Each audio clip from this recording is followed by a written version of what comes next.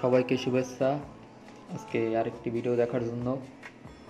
এটি হচ্ছে আমার বানানো একটি এফএম ট্রান্সমিটার। যদিও বানানো না, এটা হচ্ছে কেনা, কিন্তু আমি যখন বানিয়েছিলাম তখন আমি হাই স্কুলে পড়তাম। সায়েন্স ফেয়ারে এটি দিয়েছিলাম আর তখন আমি প্রথম পুরস্কার পেয়েছিলাম। তো আমি যে সার্কিট অনুসরণ করে বানাইছি সেই ওয়েবসাইটটা এখনও আছে। যদিও আমি ওয়েবসাইটের একটি কপি রেখে দিছি, যদি এটি নষ্ট হয়ে যায়। তো দেখি আমরা এখানে এটা কিভাবে কাজ করে। তো এখানে যেটি ট্রানজিস্টরটা আছে এটি মূলত অডিও অ্যাম্পলিফায়ার, যেটা মাইক্রোফোনের থেকে যে অ্যাম্পলিফাইড সিগন্যালটাকে বর্ধিত করে তারপরে এখানে যে ক্যারিয়ার, এখানে যে আরএফ, এই ক্যারিয়ার জেনারেটর যে আছে ফ্রিকোয়েন্সি সেখানে প্রেরণ করে। ওটা বেশি বিস্তারিত যাব না। 100 মেগাহার্টজ যে মূলত রেঞ্জ। তো দেখি স্টেবিলিটি।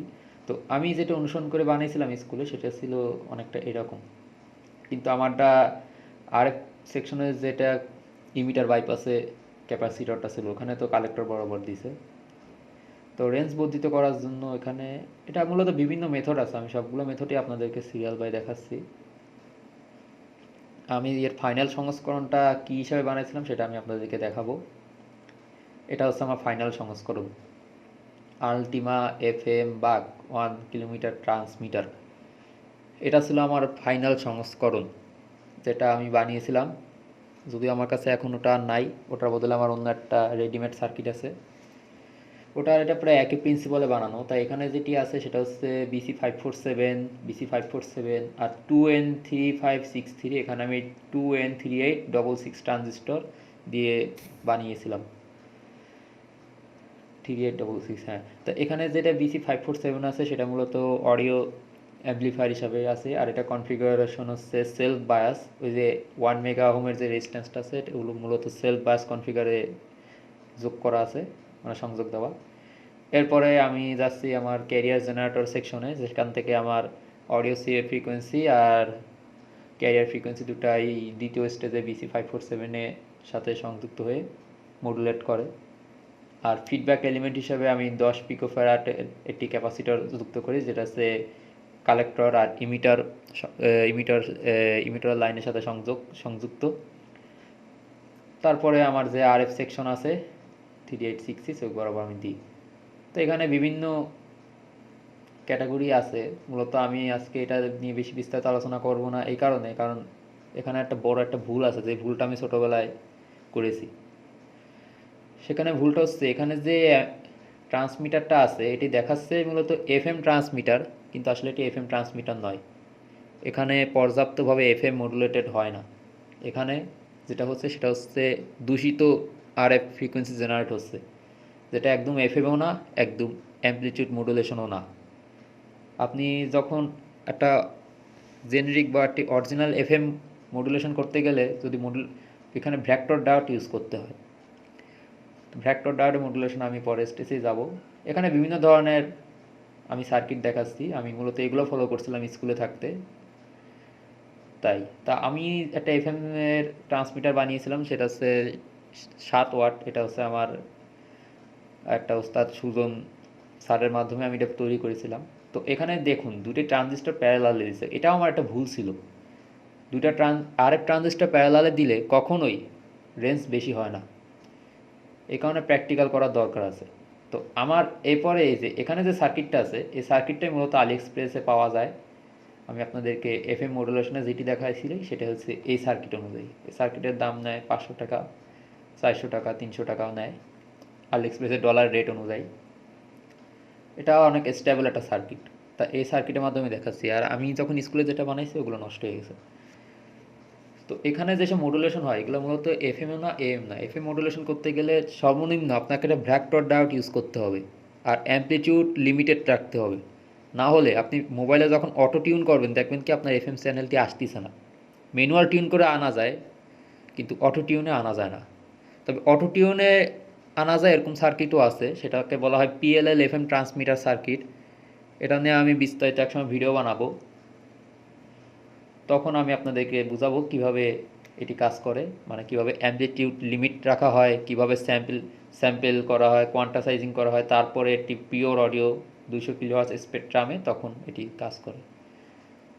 তো ওই সার্কিটের রিয়েল ইমেজ এটা। তো এখানে আছে ক্যাপাসিটার চার্ট। এই ক্যাপাসিটার চার্ট অনুযায়ী আমি লোকাল মার্কেট থেকে ক্যাপাসিটার ক্রয় করছিলাম। তো আমার এটা প্রজেক্ট বানানো ছিল 2018 সালে। 2018 সালে মূলত আমি এফএম ট্রান্সমিটারটা বানাই। ভুল হচ্ছে, এটা এফএম ট্রান্সমিটার না, এটা কী ট্রান্সমিটার আমি জানি না। এখানে এফএম আর এম দুটাই মডুলেটেড হয়, কিন্তু এর ক্যারিয়ার হচ্ছে 100 মেগাহার্জে। এখানে দেখুন ইম্পিডেন্স ম্যাচিং ট্রান্সফর্মার দেখাইছি, এটা হচ্ছে এন্টিনা কাপলার। তো বিভিন্ন ধরনের এন্টিনা কাপলারও আপনারা এখানে দেখবেন। দেখুন পাই এন্টিনা কাপলার, ওই যে লাস্টে উপরে ইন্ডাক্টর, নিচে দুটি ক্যাপাসিটর, পাই ইন্ডাক্টর কাপলার। তো এখন আমরা আরও নিচের দিকে যাই। এখানে বিভিন্ন ধরনের কনফিগারেশন আছে। এই ওয়েবসাইটটা অনেক ভালো একটা ওয়েবসাইট। তারপরে এই যে অ্যান্টেনা ডিজাইনেরও বিভিন্ন থিওরেম আছে, বিভিন্ন না একটা থিওরেম আছে। এই যে এখানে দেখুন আমি 3866 কেন ইউজ করতে পারছিলাম, কারণ এই 3866 আর 3560 দুটার ইকুইভ্যালেন্ট, কিন্তু পাওয়ার একটু কম বেশি থাকতেই পারে।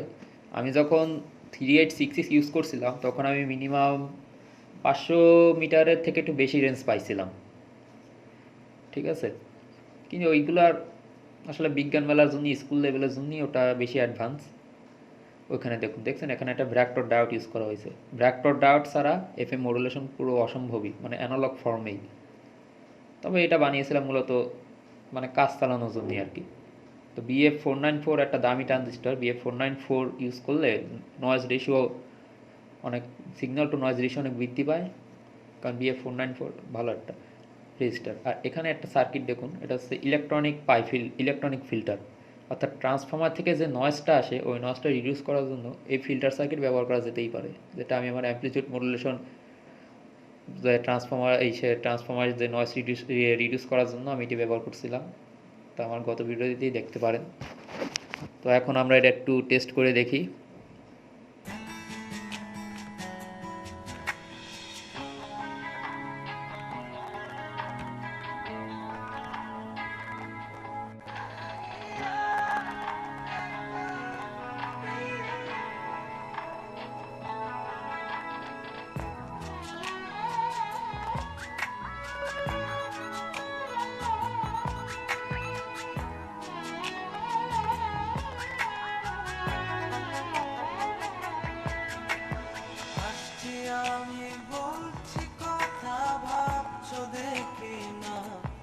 তো এখানে আমার কয়টা ফুটেজ আমি অ্যাড করে রাখছি। এই যে আলিএক্সপ্রেস থেকে এই সার্কিটটা মূলত কিনেছি।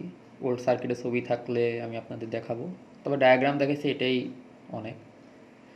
তো ধন্যবাদ আমার ভিডিওটি এতদূর দেখার জন্য।